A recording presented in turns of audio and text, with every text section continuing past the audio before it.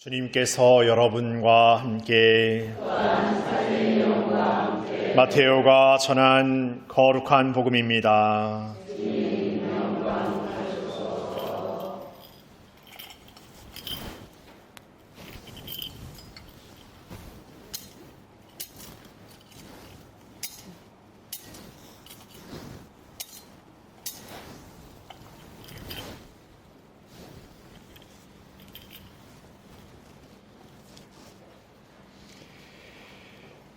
그때 예수님께서 수석 사제들과 백성의 원로들에게 말씀하셨다.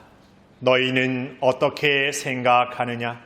어떤 사람에게 아들이 둘이 있었는데 맏아들에게 가서 얘야 너 오늘 포도밭에 가서 일하여라 하고 일렀다.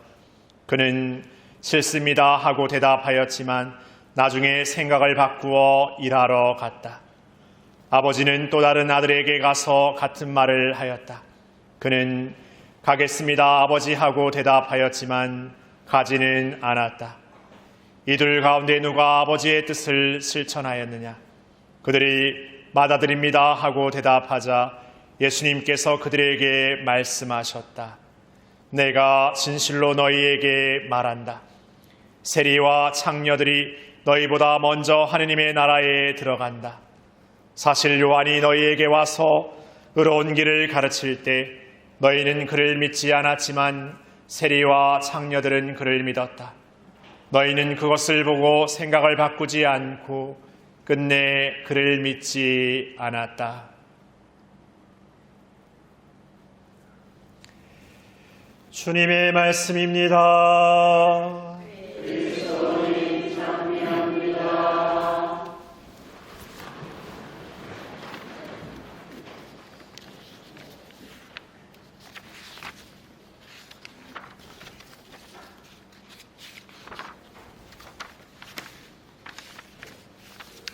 참예수님, 명절 잘 보내고 계십니까? 이번 명절에는 어떤 좋은 일들 많이 있으십니까? 별로 없습니까? 이제 하도 명절 많이 해보니까 어떤 때는 이제는 명절이 예전만큼 이렇게 뭐랄까 이렇게 반가운 시간이 아니라 막 이렇게 어떤 때는 막 부담되는 시간으로 여겨지는 분들도 계실 것 같고, 명절에 만난 것까지는 좋았는데 또 만나서 이야기하다 보니까 또 이렇게 생각지 못한 걸로 이렇게 다투거나 이렇게 옥신각신하게 되는 것도 겪다 보면 아유 명절 그냥 안 해버렸으면 좋겠다. 다음부터 명절은 그냥 미사봉헌만 하고 다 각자 집에서 알아서 따로따로 하고 막 그런 말들 하시죠? 저희 집 얘기입니다. 네, 저희 집도 이런 시간이 지나왔습니다. 그래서 이번 명절에는 저희 집은 이제 저희 집만 이제 해요. 하고 이제 아버지 또 작은 형은 이번에 안 왔으니까 이제 주교님 그리고 저 이렇게 셋 이렇게 차례 간단히 지내고 끝입니다. 차례 딱 지내고. 그래서 또 아버지는 이제 뭐 이렇게 절하시는 것도 좀 불편해하셔가지고 옆에서 몇 번 절하시다가 좀 지켜보시고 저하고 주교님하고 둘이 이렇게 합니다. 오늘 이렇게 맏아들 얘기가 나와서 저는 이 얘기 들을 때마다 우리 집은 맏아들이 그렇게 막 이렇게 아닌데요. 이런 약간 변명 같은 생각이 살짝 듭니다. 그래서 저희 집에서는 약간 행동대장을 제가 좀 하는 편이라서, 그러니까 뭐 이렇게 제사하는 거라든지 뭐 이렇게 할 때 뭐 순서라든지 뭐 이렇게 주교님은 잘 모릅니다, 사실. 그래서 제가 뒷담화하는 건 아니고, 그래서 제가 이렇게 하자고 하면 이렇게 하죠. 그래서 하여튼 소박한 명절이지만 나름대로 여러분들도 이렇게 여러 시간들을 지났을 것 같습니다. 근데 좀 한편으로 어떤 얘기를 해보자면, 어떤 기업 강사가 기업의 회장님부터 이렇게 다 불러 모아놓고 이렇게 이야기를 시작하면서 서두에 무슨 얘기를 하냐면은, 회장님은 우리나라가 아주 어려웠던 1900년 초반 그 무렵에 이렇게 태어나셨고, 그리고 우리 부장님은 6.25 지나면서 이렇게 좀 어떻게든 좀 되살려 봐야겠다 생각하는 애쓰는 시기에 태어나셨고, 우리 대리님은 이렇게 1980년 넘어서서 거의 뭐 1900년 90년 넘어서서 밀레니엄 시대가 다가오는 그 무렵에 나름대로 한국이 뭐 OECD 뭐 몇 개국 든 그 시점에 태어나셨죠? 딱 한 다음에 하시는 말씀이 다 같은 한국에 태어나셨지만 다른 나라에 태어났습니다. 이렇게 말하면 이해되시죠? 그러니까 우리는 같은 공간, 같은 나라에 살고 있지만 엄청 다른 나라에 살고 있어요. 언어만 같은 것뿐이에요. 언어만. 언어만 같지 문화는 같지 않습니다. 그러니까 얼마나 소통이 안 되겠어요. 뭔가 말은 되는 것 같은데 말이 안 통하는 거죠. 같은 한국말을 쓰는 것 같은데 대화가 안 되는 거예요. 그런 경험 많으시죠? 저만 경험하는 겁니까? 그래서 어떤 그런 경험 느낄 때 왜 이렇게 대화가 안 돼? 이렇게 생각하지 마시고 다른 나라 사람이구나. 다른 나라 사람이어서 이렇게 대화가 안 되는 거구나. 이렇게 생각하십시오. 그러니까 다른 나라 사람이니까 어떻게 보면은 다른 나라 사람하고 대화할 때 언어도 배워야 되지만 그 문화도 알아야 되고 여러 가지 우리가 경험하지 못한 그 사람의 어떤 상황들을 이해하면서 이렇게 알아가잖아요.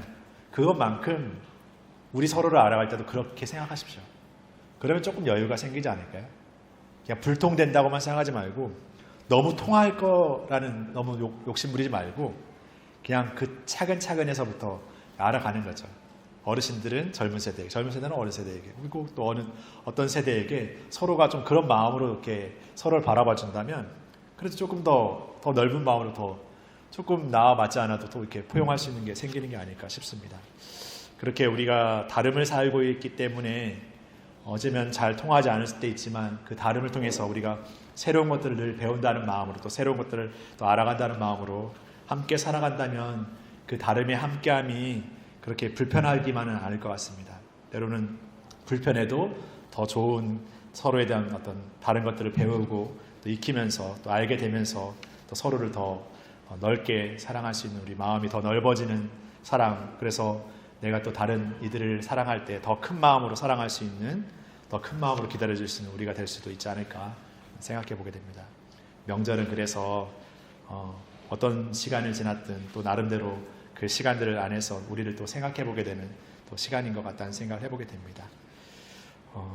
우리가 이렇게 뭔가를 이렇게 돌아본다라는 것은 굉장히 중요한 일입니다. 삶에서 앞만 보고 이렇게 막 달려갈 수는 없습니다. 앞에 있는 일들만 생각하면서 그것만 해치우기에 바쁜 삶을 살기도 하지만 어느 순간 그 모든 에너지가 소진되고 나면 내가 어떻게 왜 살고 있는지, 무엇을 위해 살고 있는지 이런 의구심이 들기 마련이죠.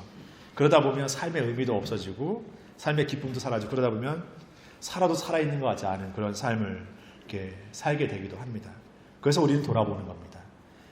과거의 어떤 것을 그냥 기억해내고 무슨 일이 있었지 추억해내기만 해서 돌아보는 것이 아니라 내가 어떻게 살고 있는지 내가 어떻게 살아가야 되는지를 더 분명히 새롭게 알기 위해서 돌아보는 것이죠. 교회 안에서도 돌아보는 어떤 노력들을 필요한 부분이 있는데 대표적으로는 고해성사가 그렇죠. 우리가 고해성사를 보기 위해서는 사제에게 가서 내가 어떤 잘못을 지난 과거에 있었던 그냥 사건을 끄집어내서 그냥 고백하는 데 그냥 그치는 게 아니라 내가 지난 시간들을 돌아보면서 내가 하나님 뜻에 맞게 잘 살아왔는지 그리고 그러지 못했다면 어떤 부족함, 어떤 죄를 짓고 있으면서도 그냥 암묵적이고 그냥 외면한 채 살아온 것은 아닌지 이렇게 성찰해보고 만약 죄를 지었거나 어떤 부족함이 있었다면 그 잘못을 깊이 뉘우치는 통회가 또 필요하죠. 그러니까 성찰하면서 깊은 통회를 이루면서 할 때 그러면 이제는 그렇게 하면 안 되겠구나라는 아주 참다운 결심이 생깁니다. 그 참다운 결심을 갖고서 고백을 하러 가는 겁니다.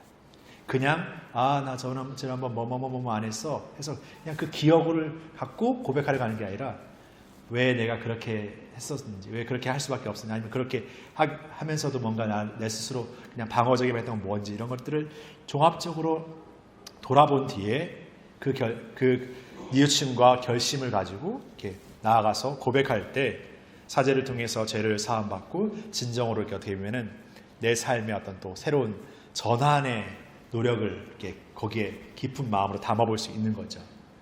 그런데 우리가 그러지 않고 고해성사 역시도 그냥 의무적으로 해야 되는 일을 못했기 때문에 그냥 고백 그거 해야 영성체 할 수 있기 때문에 그러지 않으면 영성체 못하지 이런 논리로만 고해성사를 하고 있다면 고해성사를 보면서도 뭔가 이렇게 새로워지는 것이 아니라 그냥 통과 의례처럼 그렇게 고해성사를 이렇게 달고 있는 그러지 않으면 뭔가 이렇게 이렇게 괜히 그러지 못하는 자신이 부끄러우니까 고해성사는 어쨌든 하고 있다는 것으로 위안 삼는 그런 어떻게 보면 약간의 좀 허울적인 어떤 고해성사가 될 수도 있다라는 거죠. 그래서 우리가 이렇게 돌아보는 삶, 깊이 생각해 보는 것, 또 통회하고 결심하는 그런 삶의 어떤 것들은 굉장히 중요한 일인 것 같습니다. 그리고 그 모든 것들을 이루는 것은 바로 내 삶의 태도를 어떤 생각으로 바꿔야겠다. 그 생각의 시작이 중요한 것이죠, 사실. 오늘 복음을 보면 맏아들은 일하러 가지 않겠다라고 싫습니다 했지만 생각을 바꾸고 갔어요. 그러나 다른 아들은 하겠다고 했지만 결국 하지 않았어요. 그러니까 우리는 어떤 의미에서 생각은 하지만 그 생각을 행동으로 잘 옮기지 못할 때가 있어요. 물론 생각하지도 않았고 하고 싶지도 않았지만 그 생각을 바꾸고 할 수도 있어요. 그러니까 이 이야기를 통해서 우리에게 생각하게 되는 것은 뭔가 처음부터 완벽하게 준비되어서 시작하는 것은 없는 것 같습니다. 뭔가 다 잘 되어 있기 때문에 할 수 있는 것이 아니라 부족함에도 불구하고 해보는 것이죠. 마음에서는 아직 동하지 않았지만 해보는 겁니다. 그러면서 거기에서 느껴지는 것들을 통해서 그 마음을 동화시킬 수 있어요. 우리가 성당에서 하는 어떤 여러 가지 어떤 활동들이 있어요. 나는 내주 안 하면 내 목숨을 막 내놓을 것 같아. 막 그걸 꼭 해. 막 이렇게 하면서 내주하시는 분 있습니까? 아니면 뭐 봉사활동을 하는데 내 봉사활동 안 하면 손에 막 두드러기 날 것 같아. 막 이러면서 하시는 분 있습니까? 없습니다. 그냥 하면 좋겠다. 하면 좋지 않을까. 이런 생각으로 하시죠. 많은 경우. 그리고 또 나름대로 삶의 시간들 안에서 그래도 내가 이쯤 나이가 되면 다른 사람 위해서 내가 좀 봉사하는 건 좀 해봐야지 이런 마음으로 하시잖아요. 물론 어떤 마음으로 하시지만 그 마음이 그 행동을 이루는 안전함은 아니죠. 그걸 어디서 알 수 있냐면 그 일을 하다가 괜히 나는 봉사한다고 했는데 거기서 뭔가 어떤 모멸적인 거나 오해되거나 막 이런 데 딱 겪으면 어떻습니까? 에휴 내가 괜히 봉사한다고 해가지고 이렇게 생각될 거 아닙니까? 그만큼 어떤 일을 하면서도 겪게 되는 어려움들이 생기면 그 처음의 마음이 온데간데 없이 다 사라져버릴 수 있어요. 그러나 우리가 그럼에도 봉사한다는 것은 그런 일들을 겪으면서도 거기에 더 좋은 가치들, 좋은 의미들, 좋은 체험들이 있기 때문에 그렇죠. 그리고 그런 체험들이 있기 때문에 나중에 또 다른 그런 어떤 불편함이나 어려움들이 있다 하더라도 그것을 견디고 이겨낼 수 힘이 생기는 겁니다. 그러니까 우리의 어떤 처음의 완전함이 그 모든 것들을 완수시키는 것이 아니라 어떤 일들을 겪어나가면서 조금씩 우리 자신이 더 좋은 것들, 하나님의 뜻을 사는 것들을 찾아가는 그런 여정이 있는 것이죠. 그렇게 우리가 자충우돌하고 어떻게 보면은 작심삼일하고 하는 그런 모습의 삶을 살지만 하나님은 그런 우리를 부르시는 거예요. 그런 우리를 몰라서 부르시는 게 아니라 그런 우리를 아시지만 부르시는 거예요. 그러니까 하느님의 인내는 어떤 인내입니까? 너 10번 10번 기회 줄 거야. 10번 기회 줘서 그 안에 해내면 너 데리고 갈 거야. 근데 10번 안에 못하면 나 너 포기할 거야. 하느님의 생각 아니거든. 하느님은 끝까지 우리를 부르세요. 끝까지 놓치지 않고 끝까지. 근데 포기는 누가 하느냐? 우리가 포기하는 거죠. 이쯤 해봤는데 안 되는 거 안 되는 거지. 우리 스스로가 우리를 단죄하고 그러다 보니까 나도 그런데 너도 그렇지 뭐 니라고 별거 있나 하면서 서로를 또 단죄해요. 서로를 판단해요. 그러다 보니까 우리가 하느님께 불륜받는 존재로 서로 함께 살아가고 있으면서도 같이 나아가야 될 삶을 같이 끌어내리고 있는 삶이 되어버리는 그런 우둔함을 우리가 범할 때가 있습니다. 오늘 제1조서 에제키엘 연설을 보면은 그 악인의 길을 걷고 있지만 그 길을 돌아서서 하나님의 길을 걸으면 하나님께서 그것을 다 받아주십니다. 우리의 인간적인 생각에서는 저 사람 진짜 나쁜 사람인데 저런 사람이 성당 다녀? 아우 성당 다닌다고 저 사람 이렇게 달라질 게 있겠어? 이렇게 말하지만 하나님의 생각은 다르다는 거예요. 어떤 악인, 어떤 죄인이라도 정말 하나님의 뜻을 진심으로 살고자 하는 사람 하나님 부르신다. 그 길을 부르신다. 그러기를 바라신다. 그런 사람들을 지적할 게 아니라 내 스스로가 나 스스로가 먼저 나는 하나님의 뜻을 정말 온전히 사는 삶을 내 삶에서 얼만큼 더 살고 있는지, 얼만큼 더 노력하고 있는지 더 생각해 보는 거죠. 우리가 얼마나 그런 부족함에도 불구하고 우리를 사랑하시기 위해서 하나님의 계획은 당신의 외아들이신 예수님을 우리와 같은 인간이 되게 하시고 우리가 겪어야 될 인간의 한계인 죽음마저 그 십자가의 길마저 겪게 하시는 그 길을 허락하시잖아요. 오늘 제2독서 필리피서를 보면은 바로 그 예수님이야말로 하나님과 같은 분이셨지만 그 같음을 당연한 것을 여기지 않고 오히려 당신 자신을 종의 삶으로서 우리에게 오신다라고 표현하시죠.